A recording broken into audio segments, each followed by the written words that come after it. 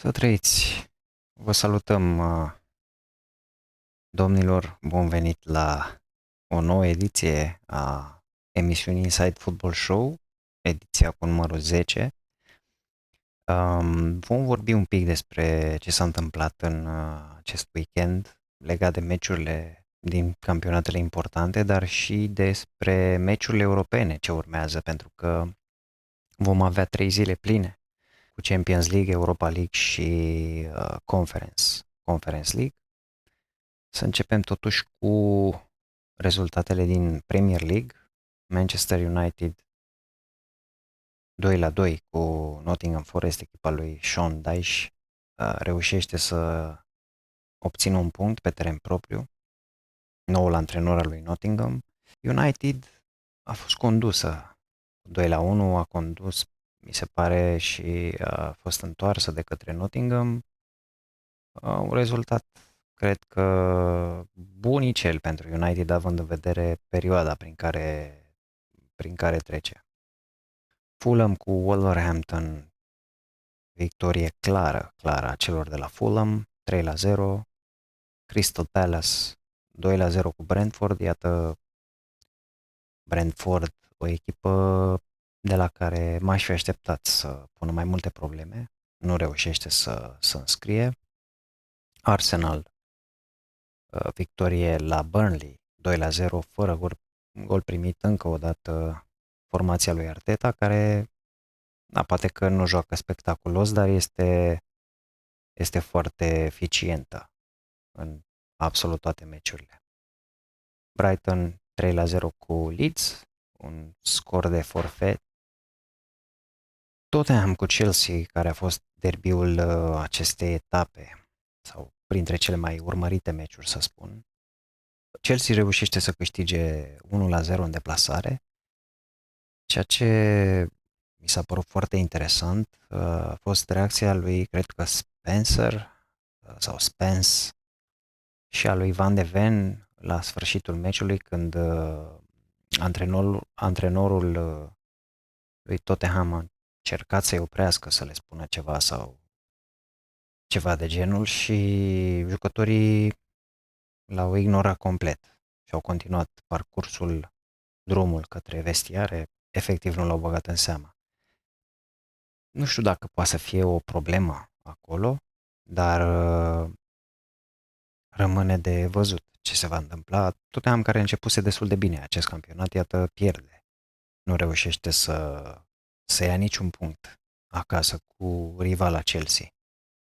Liverpool, în sfârșit, câștigă un meci în campionat, 2-0 cu Aston Villa.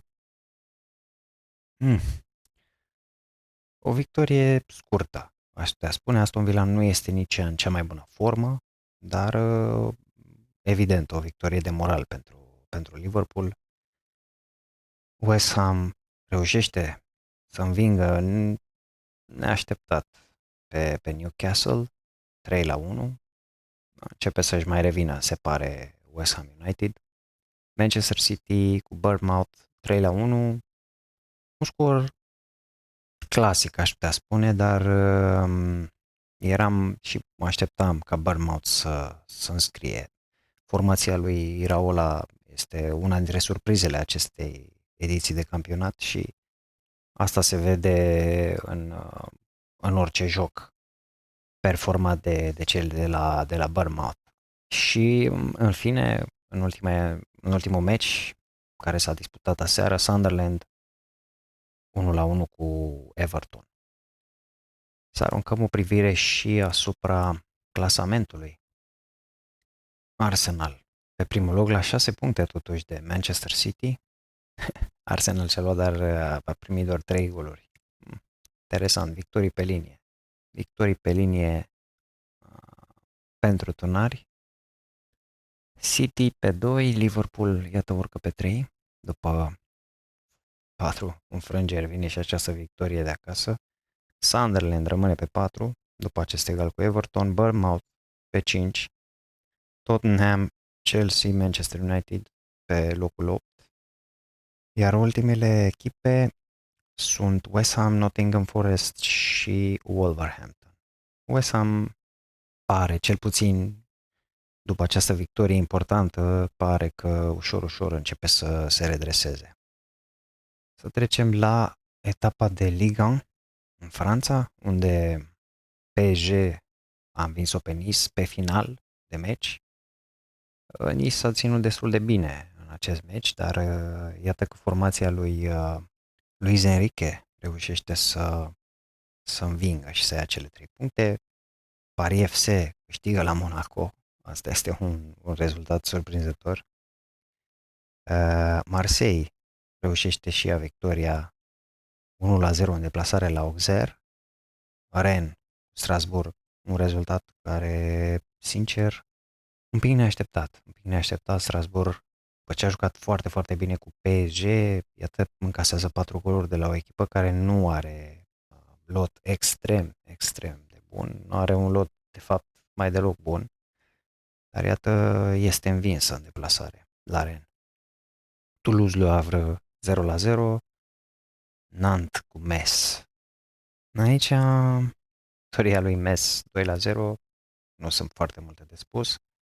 Lille-Angers 1-0, Lens Lorient 3-0 și Brest-Lyon 0-0, un meci închis care nu a oferit așa mult spectacol precum am fi anticipat. În clasament, PSG cred că este plecată pe prima poziție în momentul de față. Da, PSG, apoi Marseille, Lens, Lille, Monaco, Lyon, Paris FC, iată pe locul 11. Ultimele 3 echipe sunt Lorient, Metz și Auxerre. Metz, care, iată, 2 victorii la rând, una cu Lens și deplasare la Nantes. Interesant. Interesant. Să trecem și prin Germania, acolo unde runda a fost deschisă de către Dortmund, o victorie la Augsburg. Un meci iară la care probabil ne așteptam, sau cel puțin eu mă așteptam la mai multe goluri. Iată, doar cu 1-0. Union Berlin cu Freiburg 0-0, un meci plicticos. St. Pauli cu Borussia Mönchengladbach 0-4. Aici cred că era datoare Borussia Mönchengladbach să joace un pic mai bine și să își mențină puțin această, să iasă din zona aia periculoasă. Deci totuși o victorie bună. O victorie bună. Leipzig 3-1 cu Stuttgart. Ok. Mainz 1-1 cu Werder Bremen. Heidenheim 1-1 cu Frankfurt. Ok. Bayern München 3-0 cu Leverkusen. Mă așteptam la mai mult. Cumva mă așteptam și de la Leverkusen să facă un pic mai mult efort, să aibă mai multă reușită în faza de atac, dar iată că lucrurile au rămas la fel. Bayer Leverkusen nu se mai regăsește. O să vedem în viitor ce se va întâmpla. FC Köln cu Hamburg 4-1. Da, totuși cu 2 roșii Hamburg 4-1. Interesant. Și Wolfsburg cu Hoffenheim. Hoffenheim reușește o victorie 2-3, 3-2 de fapt. În deplasare o victorie bună pentru Hoffenheim. Să vedem și clasamentul. Clasamentul este în felul următor. Bayern München pe primul loc, doar victorii pe linie. Leipzig pe 2, pe 3 Dortmund, pe 4 Stuttgart. Totuși Bayer Leverkusen este pe 5.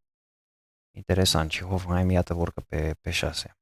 Ultimele 3 echipe sunt Mönchengladbach, Mainz și Heidenheim. Mönchengladbach, da, trebuie să fie mai sus, având în vedere și istoria și lotul până la urmă. Să trecem puțin și pe la italieni, prin etapa de Serie A. Udinese reușește să învingă pe Atalanta acasă. Atalanta, cum am mai menționat, nu se află într-o perioadă foarte, foarte bună. Napoli cu Como, aici nu este o surpriză, mă așteptam cumva să fie și goluri, sincer, mă așteptam să înscrie și Como, dar nu este o surpriză acest rezultat. Como se știe că este o echipă bătăioasă, este o echipă care joacă un alt fel de fotbal, comparativ cu fotbalul clasic italian. Un fotbal mai ofensiv, mai non-robotic, să spun așa, nu foarte structurat, un fotbal mai fluid și iată că acest lucru se vede. Como este o echipă care pune probleme. Juventus, la primul meci pentru Spalletti pe bancă, reușește să învingă la Cremoneze 2-1. Interul lui Chivu reușește o victorie la Verona minutele de final. 2-1 a fost un meci foarte, foarte echilibrat, aș putea spune, deși, mă rog, Inter a dominat, clar, prin prisma valorii lotului, dar un rezultat bun pentru Chiv. Ceea ce mi s-a părut mie foarte, foarte interesant a fost primul gol al Interului cu un corner jucat diferit. A fost scoasă mingea la un șut din marginea careului a lui Zielinski, un gol superb și pare că este o fază lucrată. Chivu cred că se menține bine, chiar dacă poate în anumite meciuri s-a chinuit, dar eu cred că Inter se menține bine în lupta pentru titlu, cel puțin. Torino cu Pisa 2-2, Fiorentina pierde încă o dată la Lecce, am impresia că Pioli a fost demis după această înfrângere. Stefano Pioli, fostul antrenor de la Milan, iată, reîntorcându-se la Fiorentina, nu a reușit să o repună pe linia de plutire. Parma 1-3 cu Bologna, Milan cu Roma 1-0 după un meci în care trebuia să... Cred că Milan a dominat, a avut cele mai multe ocazii, poate nu a dominat din punct de vedere al posesiei mingii, dar cele mai periculoase faze au fost în favoarea celor de la AC Milan, Leao ratând iar o ocazie imensă când Hermoso a scos în corner, mă rog, a tras în el, practic. Cu poarta goală, Hermoso era pe centru și Leao, în loc să execute la colț, a tras fix în Hermoso. Asta fiind una dintre ocazii, a mai avut și Fofana a mai avut o ocazie foarte, foarte mare, dar o victorie bună pentru AC Milan. Roma a ratat și un penalti pe final. Un meci echilibrat, dar o victorie foarte importantă pentru AC Milan, care văd că se angrenează ușor, ușor în lupta pentru Scudetto și Allegri este eficient. Poate nu spectaculos, dar încearcă să aducă așa o mentalitate de învingători pentru rosoneri. Genoa lui Șucu câștigă deplasarea la Sassuolo, scor 2-1 și în ultimul meci al etapei Lazio reușește să învingă acasă pe Cagliari 2-0. Să vedem și clasamentul.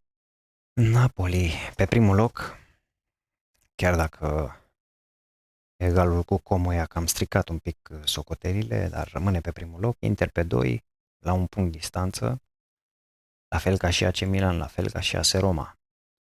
Foarte strâns clasamentul sus. Este o bătaie interesantă, este un campionat care a început bine. Pare și sunt multe echipe angrenate în lupta asta, măcar pentru Champions League, dacă nu pentru titlu. Bologna pe 5, Juventus pe 6, Como pe 7, Atalanta abia pe 11. Da, dificil. Și ultimele echipe sunt Genoa, domnului Șucu, Verona și Fiorentina. Incredibil, Fiorentina a ajuns pe ultima poziție. Ajungem, fraților, și în Spania. În Spania, unde au fost câteva meciuri interesante. Etapa a început cu un Getafe Girona, care s-a terminat 2-1, dar un meci de umplutură, aș putea spune. Nu sunt echipe de tradiție. În ziua următoare a urmat un Villarreal Rayo Vallecano, 4-0, Villarreal, o echipă solidă în sezonul ăsta, chiar dacă a mai pierdut niște puncte, dar o echipă care practică un fotbal frumos, curat. Să-i vedem mai departe cu echipe mai solide. Atletico Madrid câștigă acasă cu Sevilla 3-0. Real Sociedad câștigă acasă derbiul cu Athletic Bilbao, derbiul basc. 100%. A fost un meci foarte, foarte spectaculos. Am reușit să văd o parte a meciului.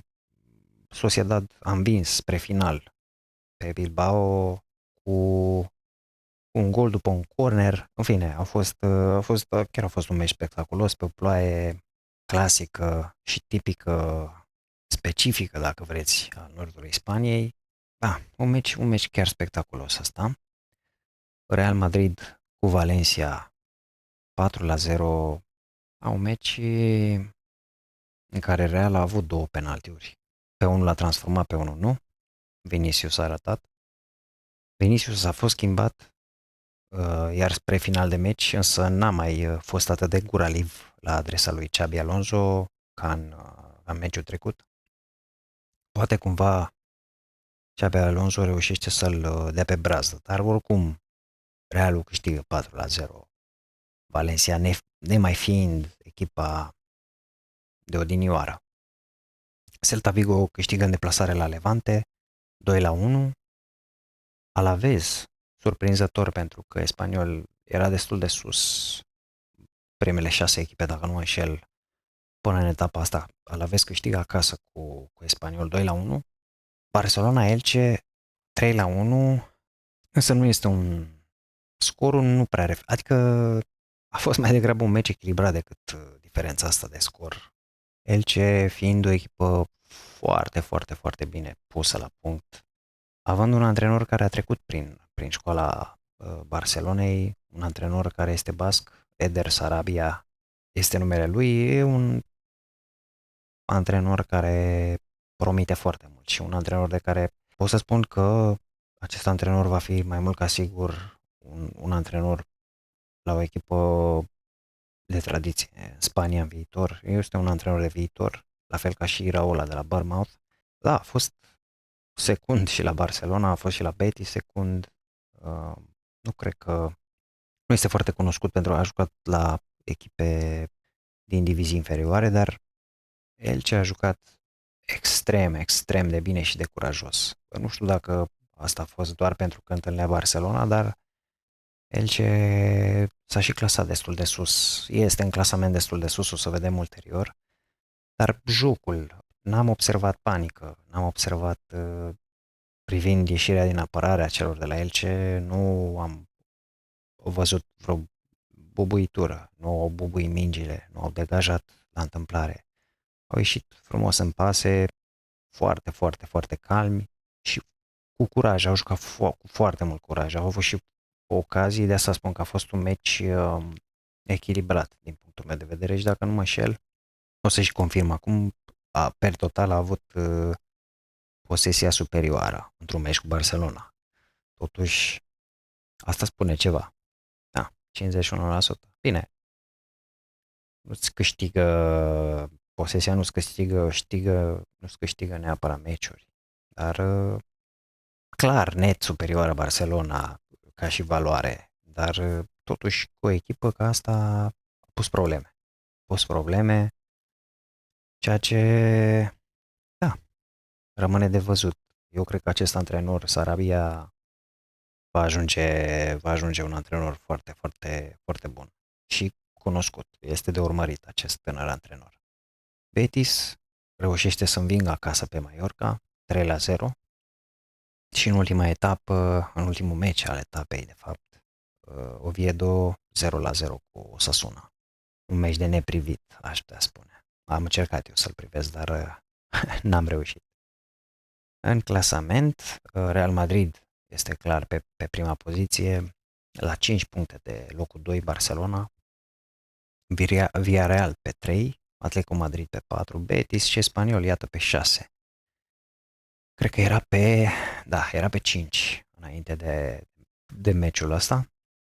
Sevilla pe 13, Bilbao pe 11, ok. Sociedad urcă până pe 14 după două victorii consecutive. Ultimele echipe fiind Valencia, Oviedo și Girona, care Girona nu mai este deloc echipa pe care o știam. Și ajungem și la noi, bătătură în Superliga. O să începem cu primul meci, Dinamo CFR Cluj, un meci în care finalul a fost puțin surprinzător.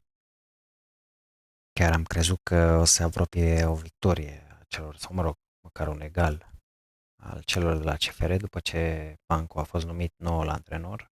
Iată că Dinamo a reușit să întoarcă soarta acestui meci în minutele de final, 2-1, o atmosferă foarte, foarte frumoasă, super atmosferă și un joc spectaculos pe final. Pe Chargers învinge pe Unirea Slobozia în deplasare 1-0. Pe CSB iată că începe să lege câteva victorii și câteva rezultate bune în campionat. Reușește să învingă la Cluj pe Cluj cu 2-0. UTA Metaloglobus 2-0. Hermannstadt cu Oțelul 1-3. Hermannstadt nu se mai regăsește, se pare. Craiova cu Rapid iarăși un meci spectaculos 2-2, unde Craiova a egalat la ultima fază, dacă se poate numi așa. Chiar o atmosferă bună și chiar un meci chiar bun, cu multe ocazii, cu niște faze interesante, un meci chiar plăcut. Faro învinge pe Cixereda, scor 3-0 și Petrolul Botoșani 0-0. Petrolul reușește să o țină în șah pe liderul campionatului, Botoșani, chiar dacă moldovenii au avut un penalti ratat de Mitrov spre final de meci. În campionat și în clasament, liderul Botoșani încă își menține șefia clasamentului după finalul turului, la egalitate cu Rapid, Craiova pe 3, Dinamo pe 4, FC Argeș și Oțelul. Ok. Farul FCSB abia pe 8, CFR Cluj abia pe 13. Deci, da, este o situație foarte dificilă pentru CFR Cluj, dar vom vedea cum se vor descurca și cum vor gestiona ardelenii ultimele eșecuri. Și odată terminați cu meciurile din weekend, să aruncăm așa o scurtă privire și asupra meciurilor din Champions League, Europa League și respectiv Conference League. Începem cu Napoli-Frankfurt. Ok. Meci bunicel. După 0-0 cu Como, da, ar trebui să arate altceva Napoli. Frankfurt nu este o echipă de temut, dar e posibil să fie un meci închis ăsta, să fie probabil o victorie a lui Napoli cu 1-0, 2-1, ceva de genul, dar pare, cel puțin la prima vedere, pare să fie un meci închis. Slavia Praga Arsenal, știm cu toții 2-0, sau mă rog 0-2, având în vedere ce s-a întâmplat în ultimele etape. Da, clar, Arsenal nu cred că are cum să aibă probleme cu Slavia Praga. Atletico Madrid cu Saint-Gilloise. Cred că, da, Atletico Madrid la fel este favorită. Ar trebui să se impună. În meciul cu Union Saint-Gilloise, Bodo Glimt cu Monaco. Aici este un meci foarte interesant pentru că Bodo Glimt joacă pe un teren sintetic. Monaco nu o duce foarte bine în ultima vreme, știm asta. Și e posibil să fie și ceva surprize. Mă aștept să înscrie Bodo Glimt în acest meci. Juventus cu Sporting, păi venirea lui Spalletti pare să fie puțin mai reîmprospătată Juventus, dar nu va avea meci ușor cu Sporting. Meci interesant și echilibrat. Liverpool cu Real Madrid aici, chiar dacă Liverpool a învins pe Aston Villa, bine, ar trebui să se motiveze altfel. Jucând cu Real Madrid, ar trebui să se motiveze altfel. Dar cred că ușor Real Madrid, deși n-ar trebui, nu prestează niciun fotbal de calitate, dar cred că totuși Real Madrid pleacă ușor favorită în acest meci. Să vedem, asta e un meci vedetă din seara asta. Olympiacos cu PSV, Eindhoven, în mod normal favorită ar trebui să fie PSV, dar na, nu se știe niciodată. PSG cu Bayern München, un alt clasic al Champions League-ului, aici la fel. Cred că PSG a cam scârțit în ultima perioadă, cel puțin în campionat, dar nici Bayern nu mai este echipa aia să vină să-ți dea 4. Deci aici iarăși văd așa un meci echilibrat. Cred că ușor favorit ar putea să fie PSG. Tottenham Copenhaga, da, în mod normal Tottenham ar trebui să impună, dar nu știu, poate sunt probleme acolo. E interesant de văzut cum se vor descurca băieții de la Tottenham în acest meci. Iar mâine avem Pafos Villarreal. Ar trebui să fie victoria lui Villarreal. Karabakh Chelsea. S-ar putea să vedem o surpriză aici. Dar totuși Chelsea e net superioară. Ajax Galatasaray. Aici cred că Galatasaray pleacă cu prima șansă. Benfica cu Leverkusen. Mourinho contra lui Leverkusen. Meci interesant și ăsta. Bun meci ăsta. Club Bruj, Barcelona. Are probleme Barcelona, dar nu știu dacă Club Bruj este echipa care să-i pună capac și care să producă surpriza. Nu știu dacă are forța să facă asta, chiar dacă joacă pe teren propriu, dar totuși nu știu dacă are capacitatea să provoace această surpriză.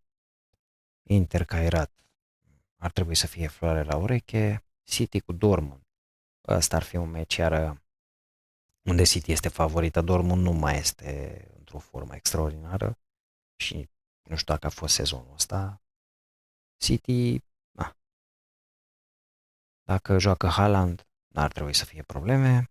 Marseille cu Atalanta, iarăși un meci unde, nu știu, amândouă, Atalanta o duce un pic mai rău decât Marseille, dar nu va fi așa o floare la ureche pentru Marseille. Cred că vor avea un meci greuț. Dar ar trebui să fie favorită Marseille. Și Newcastle cu Bilbao. Aici iarăși sunt două echipe care nu sunt în cea mai bună formă. Ar fiind acasă, Newcastle ar putea să aibă, să zicem așa, ușor avantaj. Dar, da, interesante meciuri și unele foarte echilibrate. Bun. Hai să trecem și la Europa League, unde runda începe cu FCSB, Basel FCSB. Echipa lui Gigi, da, nu știu, pare că și-a mai revenit în campionat, dar sincer, n-am mai urmărit campionatul elvețian să dau seama dacă Basel este mare echipă. În principiu, ar trebui să-i facă